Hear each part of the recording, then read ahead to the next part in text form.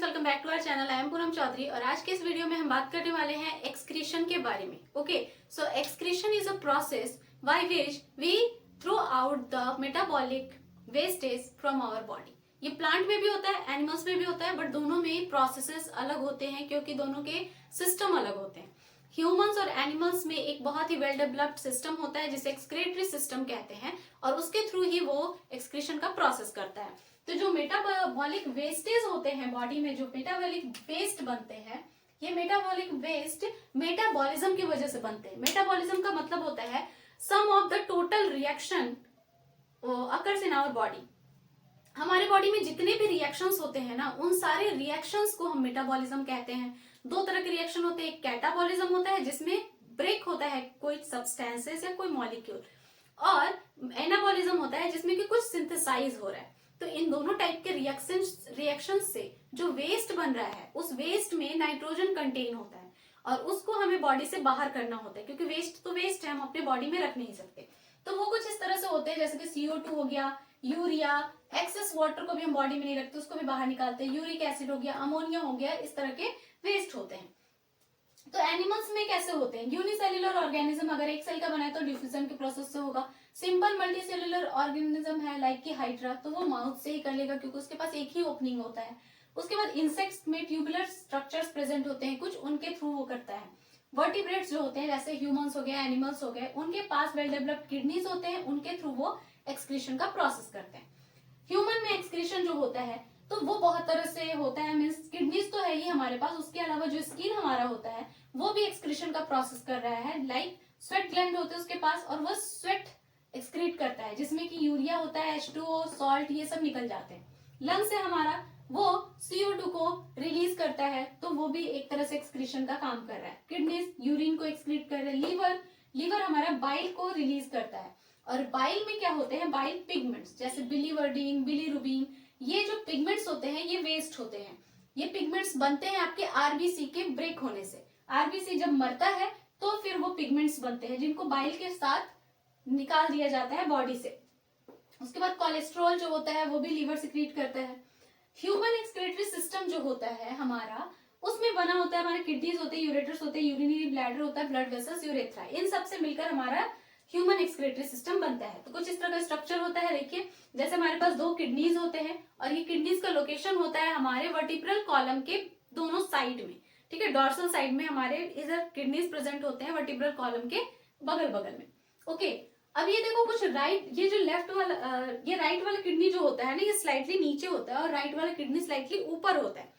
तो राइट वाला किडनी नीचे क्यों होता है? क्योंकि बड़ा सा हमारा ऑर्गन यहाँ लीवर प्रेजेंट होता है, लीवर की वजह से किडनी थोड़ा नीचे चला जाता है। ओके, अब इस किडनी से दो ट्यूब निकलते हैं, इन ट्यूब्स को बोलते हैं हम यूरेटर। किडनी के अंदर यूरिन का फॉर्मेशन होता है। किडनी के जो फंक्शनल यूनिट होते हैं और स्ट्रक्चरल यूनिट होते हैं वो होते हैं नेफ्रॉन, और नेफ्रॉन में ही यूरिन का फॉर्मेशन होता है। फिर वो यूरिन इस यूरेटर के थ्रू आते हैं और यूरिनरी ब्लैडर में आकर स्टोर हो जाते हैं, और उसके बाद जब हम उसको बाहर निकालना चाहते हैं, एक्सक्रीट करना चाहते हैं, तो यूरेथ्रा के थ्रू वो बॉडी से बाहर चले जाते हैं।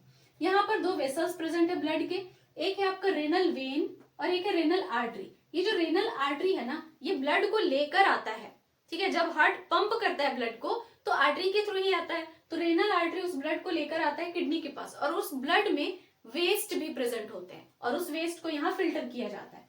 फिर उसके बाद ये रेनल वेन जो है ना, ये फिल्टर हुए ब्लड को वापस लेकर जाता है। ओके, तो उसके बाद क्या होता है कि हमारे पास ये जो किडनीज है, किडनी बीन शेप्ड होता है, डार्क रेड कलर का होता है, और उसके बाद इसका लेंथ जो होता है ईच किडनी का वो अबाउट 10 सेंटीमीटर होता है। अगर वेट की बात करें तो अराउंड 150 ग्राम्स ईच किडनी का वेट होता है। उसके बाद अगर इस किडनी के इंटरनल स्ट्रक्चर की बात करें तो कुछ इस तरह का इंटरनल स्ट्रक्चर होता है। ये किडनी है, किडनी के ऊपर एक लेयर होता है प्रोटेक्टिव जिसे फाइब्रस कैप्सूल कहते हैं। इसके अंदर देखो ये यूरेटर है और यूरेटर के अंदर से कुछ इस तरह का स्ट्रक्चर है, कुछ कोन लाइक ऐसे पिरामिड लाइक स्ट्रक्चर प्रेजेंट होते हैं। ये जो बीच का स्ट्रक्चर है इसको बोलते हैं पेल्विस, ठीक है। सारा यूरिन इधर बनता है और इस पेल्विस में आकर जमा होता है और फिर यहाँ से यूरेटर के थ्रू वो बाहर निकल जाता है। किडनी के जो साइड वाला, इस पेरिफेरल वाला जो एरिया है इसको कॉर्टेक्स बोलते हैं और बीच वाले एरिया को मेड्यूला कहते हैं। नेफ्रॉन यहाँ पर प्रेजेंट होता है कॉर्टेक्स से लेकर मेड्यूला तक, ठीक है। इस रीजन में पूरा नेफ्रॉन प्रेजेंट होता है। सो अब हम देखते हैं स्ट्रक्चर ऑफ नेफ्रॉन और पूरा mechanism of process of urine formation. Okay, so nephron जो होते हैं कुछ इस तरह के दिखते हैं, और नेफ्रॉन जो होता है ये फंक्शनल एंड स्ट्रक्चरल यूनिट होता है आपके किडनी का, मीन्स किडनी इसी से बना होता है। Each kidney contains around 1 million of nephron. हर एक किडनी में लगभग 1 मिलियन तक नेफ्रॉन प्रेजेंट होते हैं, 1 से लेके 1.5 मिलियन तक प्रेजेंट होते हैं। ओके, सो इस तरह का स्ट्रक्चर है आपका। देखिए ये जो ब्लैक से मैंने यहाँ पर दिखाया है इसको हम लोग बोलते हैं Bowman's capsule. Okay, Bowman's capsule से नीचे एक डक्ट निकलता है, जो बोमन्स कैप्सूल के पास वाला डक्ट है इसको बोलते हैं PCT, proximal convoluted tubule. Okay, उसके बाद ये सीधा नीचे आता है, और नीचे आने के बाद यहाँ पर एक लूप बनाता है, मीन्स यू शेप्ड का, हेयर पिन के लाइक का स्ट्रक्चर बनाता है, जिसे लूप ऑफ हेनले कहते हैं या हेनलेज लूप भी कहते हैं। उसके बाद ये यहाँ से जाता है ट्यूब, और यहाँ से जाकर एक लॉन्ग ट्यूब में जाकर कनेक्ट हो जाता है, जिसे हम लोग कहते हैं कलेक्टिंग डक्ट। यहाँ से और भी बहुत सारे नेफ्रॉन आकर जुड़ते हैं, मतलब बहुत सारे नेफ्रॉन का एक कलेक्टिंग डक्ट होता है, और इस कलेक्टिंग डक्ट के पास वाला जो ट्यूब है उसको हम लोग बोलते हैं डिस्टल कॉन्वोल्यूटेड ट्यूब्यूल। ओके, इस तरह का स्ट्रक्चर है। अब इस बोमन्स कैप्सूल के अंदर एक बहुत ही कॉइल्ड डक्ट है, ठीक है, कॉइल्ड, बहुत कॉइलिंग हो गया है डक्ट का। यहाँ से देखो एक डक्ट आ रहा है, इसको हम लोग बोल रहे हैं एफरेंट आर्ट्रियोल। ठीक है, एफरेंट आर्ट्रियोल ये आपके रेनल आर्टरी से आ रहा है। रेनल आर्टरी मैंने अभी बताया ना कि वहां से ब्लड आता है, ठीक है, और वो इस एफरेंट आर्ट्रियोल से इस बोमन्स कैप्सूल के अंदर इस कॉइल्ड डक्ट में घुसता है, और इस कॉइल्ड डक्ट को हम लोग बोलते हैं ग्लोमेरुलस। ठीक है, ग्लोमेरुलस, ग्लोमेरुलस में आकर यहाँ पर फिल्ट्रेशन का काम होता है। फिर ग्लोमेरुलस से एक डक्ट निकलता है यहाँ पर, जिसको हम लोग बोलते हैं इफरेंट आर्ट्रियोल। अब यहाँ पर आप ध्यान दो कि ये जो एफरेंट है ये वाइड है, और ये जो इफरेंट है वो नैरो है, और ये इफरेंट आर्ट्रियोल वापस से वेन, रीनल वेन में जाकर मिल जाता है। ओके, सो ये पार्ट्स हो गए। अब जो ये पूरा यूरिन फॉर्मेशन का काम होता है वो 3 स्टेप्स में होता है। पहला होता है फिल्ट्रेशन, दूसरा होता है रीएब्जॉर्प्शन, तीसरा होता है ट्यूबुलर सेक्रेशन। तो पहले हम देखते हैं क्या होता है। जो हमारा ब्लड है वो मेटाबॉलिक वेस्ट के साथ एंटर कर रहा है रेनल आर्टरी से इफरेंट आर्ट्रियोल में। ठीक है, एफरेंट आर्ट्रियोल से होता हुआ वो ग्लोमेरुलस में जाता है।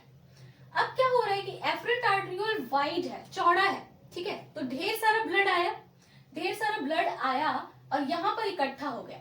यहाँ पर देखो बहुत पतला है, ठीक है, आया बहुत ज्यादा ब्लड, लेकिन निकलने का रास्ता नहीं है। ठीक है, आप घुस गए सारे एक साथ भीड़ में, और उसके बाद निकलने का बस एक ही गेट है, 10 गेट लगा हुआ है, तो बहुत बड़ा सा गेट है, और गेट से बहुत सारे लोग घुस गए, लेकिन निकलने के लिए बहुत पतला सा रास्ता है, तो लोगों को निकलने में टाइम लगेगा ना, तो बीच में क्या हो जाएगा, बहुत प्रेशर जनरेट हो जाएगा, भीड़ हो जाएगा।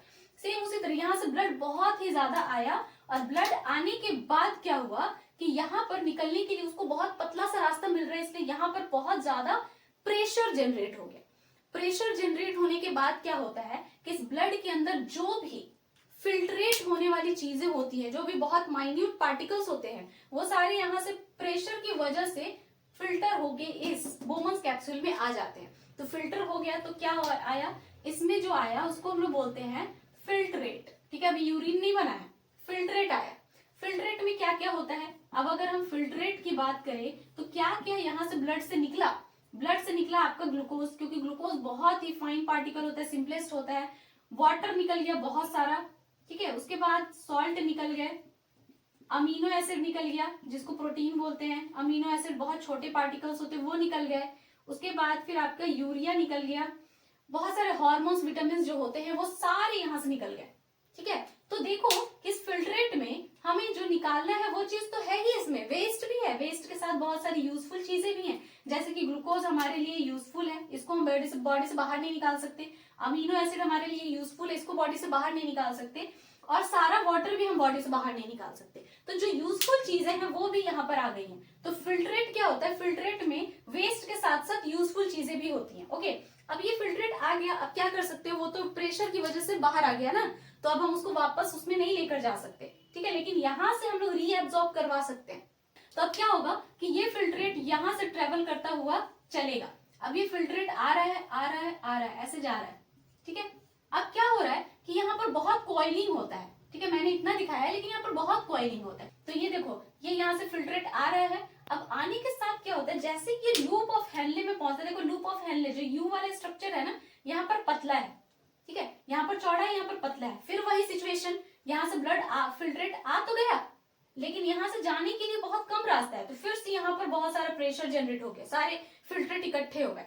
जैसे ही इकट्ठे हो गए तो ये जो आपका एफरेंट आर्टरियोल है ना, ये कनेक्टेड होता है। ठीक है, यहाँ पर बहुत सारे इसके ब्रांचेस ऐसे फैले होते हैं इसमें, आर्टरीज के। ठीक है, इस तरह से फैले होते हैं। अब ये क्या काम करते हैं? ये कर रहे हैं कि जो इसमें फिल्ट्रेट में जो भी यूजफुल चीजें हैं, ठीक है, जैसे वाटर, उसके बाद आपका ग्लूकोज, अमाइनो एसिड, इसको एब्जॉर्ब कर लेते हैं डिफ्यूजन के प्रोसेस से। ब्लड के अंदर ग्लूकोज का लेवल कम हो गया ना, यहाँ पर है ज्यादा हो गया, उसको रीएब्जॉर्ब करवा लिया जाता है। तो यहाँ पर क्या हुआ, यहाँ पर फिल्ट्रेशन का काम हुआ, और यहाँ पर कौन सा काम हो रहा है, यहाँ पर हो रहा है रीएब्जॉर्प्शन का काम। ठीक है, तो यहाँ पर रीएब्जॉर्ब हो गई यूजफुल चीजें। रीएब्जॉर्ब होने के बाद अब यहाँ से जब फिल्ट्रेट चलेगा तो उसके अंदर इस वाली जगह पर अब फिल्ट्रेट के अंदर यूजफुल चीजें नहीं है। तो अब थर्ड वाला स्टेप क्या है, ट्यूबुलर सिक्रीशन। ट्यूबुलर सिक्रीशन का क्या मतलब होता है कि अब ब्लड में हमारे पास बहुत सारे और भी चीजें प्रेजेंट होती है, जैसे बहुत सारे आयन्स प्रेजेंट होते हैं, जैसे कि पोटेशियम आयन हो गया, सोडियम आयन हो गए, और भी बहुत सारे वेस्ट प्रेजेंट होते हैं। तो उनको क्या किया जाता है, ब्लड से लेकर इस ट्यूबुलर डिस्टल कॉन्वोल्यूटेड ट्यूब्यूल से इसमें यूरिन में सिक्रीट कर दिया जाता है। इस आयन को यूरिन में मिक्स कर दिया जाता है यहाँ पर, तो इसको बोलते हैं हम लोग डिस्टल कॉन्वोल्यूटेड ट्यूब्यूल का सिक्रीशन, ट्यूबुलर सिक्रीशन। ठीक है, तो यहाँ पर क्या किया गया, आयंस को सिक्रीट करके यूरिन में मिक्स कर दिया गया। तो अब जो इस कलेक्टिंग डक्ट में जो आया, अब वहां पर हुआ ये यूरिन। ठीक है, यूरिन, यहीं पर यूरिन बन गया है। जैसे ही हमने आयन को उसमें मिक्स किया तो वो यूरिन बन गया। ठीक है, यहाँ पर सारे यूजफुल चीजों को हमने रीएब्जॉर्ब करवा लिया था, और वहां पर फिर जाके वो क्या बन गया, यूरिन। तो यूरिन में क्या होता है, यूरिन में होता है आपका वाटर, जो एक्सेस, बॉडी में ज्यादा वाटर है तो वो इसमें डाल देते हैं, यूरिया हो गया, सॉल्ट्स हो गए, ठीक है, आयंस हो गए, ये सारे यूरिन में होते हैं। तो इस तरह करके हमारे यूरिन का फॉर्मेशन होता है और एक्सक्रीशन का प्रोसेस होता है। अब ये जो कलेक्टिंग डक्ट है, ये सारे कलेक्टिंग डक्ट जो कहाँ से रिलीज होंगे, फिर यूरेटर्स में आएंगे। ठीक है, किडनी से जो हमारी यूरेटर्स आ रहे हैं ना, यूरेटर से फिर वो जाकर कहाँ, यूरिनरी ब्लैडर में जाकर स्टोर हो जाएंगे। अब यूरिनरी ब्लैडर में स्टोर रहेंगे, और उसके बाद यूरिनरी ब्लैडर का कुछ इस तरह का स्ट्रक्चर होता है, ये होता है यूरेथ्रा। यूरेथ्रा क्या होता है, हमारा वॉल्यूंट्री होता है। ठीक है, वॉल्यूंट्री मसल्स का बना होता है। वॉल्यूंट्री मसल्स का मतलब क्या होता है, वॉल्यूंट्री मसल का मतलब होता है कि जो हमारे कंट्रोल में है। तो यूरेथ्रा का जो ओपनिंग होता है, ये हमारे कंट्रोल में होता है। जब हम इसको चाहे तो जब ये पूरा का पूरा स्ट्रेच भर जाता है, फुल हो जाता है यूरिन से, तो वो फिर हम उसको यूरेथ्रा के थ्रू बाहर एक्सक्रीट आउट कर देते हैं।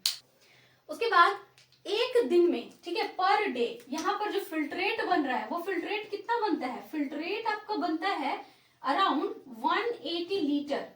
ठीक है, हर दिन 180 लीटर। लेकिन इस फिल्ट्रेट से यूरिन का फॉर्मेशन कितना होता है, सिर्फ 1 to 2 लीटर। ठीक है, मतलब यूरिन हमारे बॉडी से बाहर कितना जा रहा है, 1 to 2 लीटर, लेकिन बन कितना रहा है फिल्ट्रेट, 180 लीटर। लेकिन 180 लीटर जो बन रहा है, उससे हम बाकी सब चीजों को फिर से रीएब्जॉर्ब भी तो कर ले रहे हैं। जितना वाटर यहाँ से बाहर आ रहा है, उसमें से मैक्सिमम वाटर रीएब्जॉर्ब हो जाता है, क्योंकि बॉडी से अगर बाहर चला गया वाटर तो डिहाइड्रेशन हो जाएगा ना, इसीलिए हम बाकी सारी चीजों को रीएब्जॉर्ब करवा लेते हैं। और इसीलिए हमारे यूरिन का जो अमाउंट होता है वो 1 to 2 लीटर होता है पर डे एक्सक्रीट करने का। Okay, so I hope this lecture found helpful to you. If you like the video, then hit the like button and to subscribe my channel. मिलते हैं next video में, till then bye bye and take care.